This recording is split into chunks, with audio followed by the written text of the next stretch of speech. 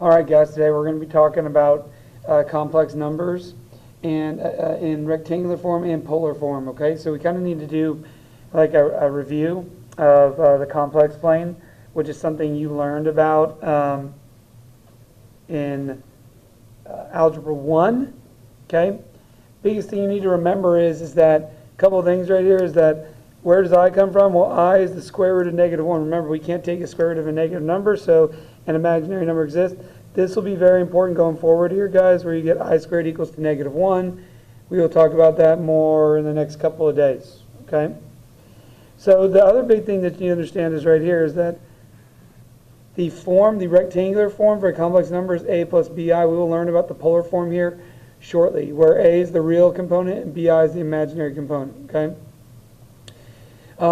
Standard form rectangular of a form of a complex number is also is a plus bi, which is the rectangular form, okay? So remember, our rectangular form normally for a point is just a comma b, or really just x comma y, right? Okay, but now since we're doing complex numbers, a plus bi, and so it kind of gives us an example here of how you would graph a complex number. You would just go over a at b. It's just normal graphing, just like a normal point, right? So if we had 3 minus 2i, it would just be the same thing as 3 times -2, right? And so if I wanted to graph that, I would just go over 1, 2, 3, and then down 1, 2, and there you go. There's my complex point, okay? So now going down here, what if we wanted to find the absolute value of a complex number in sorry, can't talk. If you want to find the absolute value of a complex number, okay, in rectangular form, well, that form is z equals a plus bi, where the absolute value, we've seen this a lot, is just taking both parts of the complex number, squaring them, adding them together, and then taking the square root. Okay, so if we want to graph -2 plus 4i in the complex plane and then find its absolute value, we will do that. Okay, so what you're doing first is coming up what that point is. So that point's going to be -2, 4. We're just literally dropping the I, bringing those together. So let's go ahead and let's graph that first. We're going to go left, 1, 2, up, 1, 2, 3, 4, and there you go. So there's our complex number graphed. Now if I want to find the absolute value, that's equal to the square root of a squared plus b squared, and so it's going to look like this. So you get the square root of -2 squared plus 4 squared.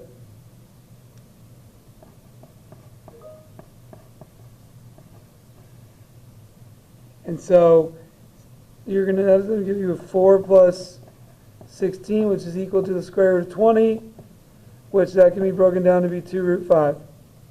And so that right there is your absolute value. So we graphed -2 plus 4i as -2, 4, and then we also found the absolute value. So that's pretty standard there. Okay, let's go over to the back. And so, just like rectangular coordinates, x, y can be written in polar form, so can the coordinates that represent the graph of a complex number, complex plane. And so you kind of see here what's going on, right? That we can, by figuring out what cosine and sine is, we can now also say that r cosine theta is equal to a and r sine theta is equal to b, okay? And so the biggest thing you need to understand, guys, is that this right here is our polar complex form, okay? So when it's a polar coordinate, this is what it's going to look, okay? Again, the biggest thing that you need to understand is what do we have to only find? We just have to find r and theta. The cosine and the I sine always stay the same. They never change. And what did we do on Tuesday, and what you had to do on the quiz? How do you find r, how do you find theta given a complex number rectangular form?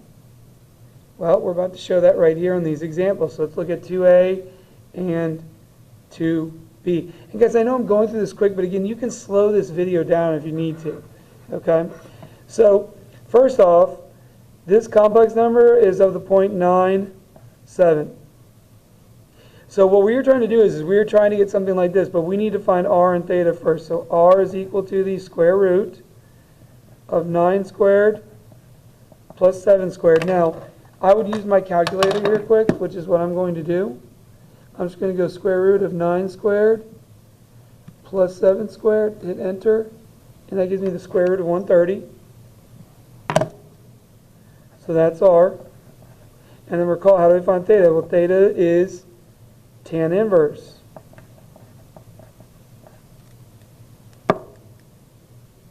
And so you're going to do tan inverse of y over x. And what is that going to give me? Let's go. So tan inverse 7 over 9. And that is going to give me 37 point, let's round to the tenths, 0.9 degrees. Now, I do not need to add or subtract anything to that because what quadrant are we in here right now? Look at quadrant 1. Tangent works in quadrant 1. So then all you do to write a polar complex form is just plug in square root of 130 for r and then 37.9 for theta. So it's going to look like this. So you're going to have the square root of 130 cosine theta we found right here, 37.9 degrees, plus I sine theta, 37.9 degrees. And there you go. That right there is your final answer.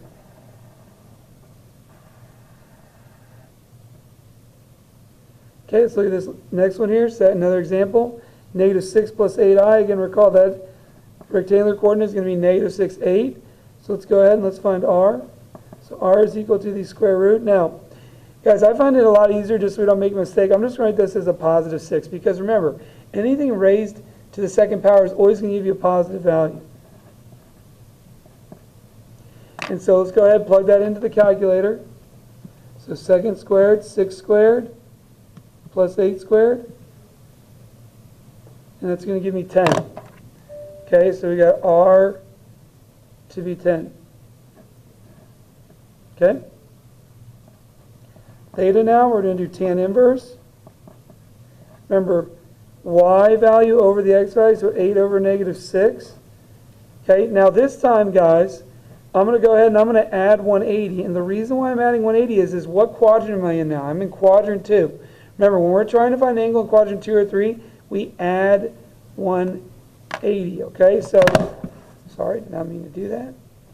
Go ahead and let's plug it into the calculator. So tan inverse of 8 over negative 6. And then just add the 180 there to it, hit enter, and there we go. So let's round to the tenths again. So we got 126.9. Yeah, because it rounds at 0.9 degrees. So now let's go ahead and let's write our polar complex form. Again, all I'm plugging in, my formula up here, I'm plugging in for r, 10, and theta for 126.9. So you get 10 parentheses cosine theta of 126.9 degrees plus I sine 126.9 degrees.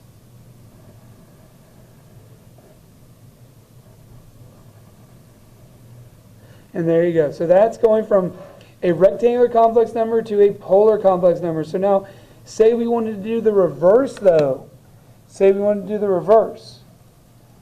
We're going to do that right here. Okay, so it says we can use polar form of a complex number to graph the number on a polar grid by using the r and theta values as the polar coordinates r comma theta. Okay, so recall looking at this, right? First off, let's change pi over 6 to be 30 degrees. Now, what I want you to recall is look at this is our polar complex form, and so that it is in the form of r times cosine theta plus I sine theta. So what that means is by looking at the polar complex form, you can actually just give me the original polar coordinate. Okay, so remember polar coordinate is in this form, r comma theta. So that means then looking at our polar complex form, I know it's a little confusing at first, you can see that r is equal to 3, and that theta is going to be equal to 30 degrees, based on the position they're in of our formula there. And so now what it wants me to do is it wants me to go ahead and it wants me to graph 3, 30. Well, where's my 30 degree spoke? It's right there. R is a positive 3, so I'm going to go from the origin, 1, 2, 3. And there you go. There's 3, 30 degrees. Now, it wants me now to express it in rectangular form. So recall, how do we find A and B? Well, here we go. Recall, A is equal to R cosine theta. B is equal to R sine theta. So let's go ahead and let's find those. So for A, it's going to be this. It's going to be A is equal to 3 cosine 30 degrees. So let's go ahead, let's plug that into the calculator there. So 3 cosine 30 degrees. And that gives me 3 root 3 over 2. And then B is equal to R sine theta. So then B is going to equal to 3 sine 30 degrees. So let's do the same thing. So 3 sine 30 degrees. Not 3. And there you go, you get 3 root 2. Now, we want rectangular complex form, right? So remember, Z is equal to A plus BI. And so in this case then, it's going to look like this. It's going to be 3 root 3 over 2 plus 3 over 2I. And there you go. You just went backwards. So you're given the polar coordinate, given the polar complex form. You first find the polar coordinate, and then you find A and B using our formula, and then you write it as A plus BI. Okay? So I know that was kind of new, but not too bad, okay? And again, we're going to spend 2 days on this, so if we don't technically get this tomorrow, we're going to do more practice with it on Monday. Okay? All right, thanks guys, you're awesome. And I will talk to you tomorrow in class. Peace.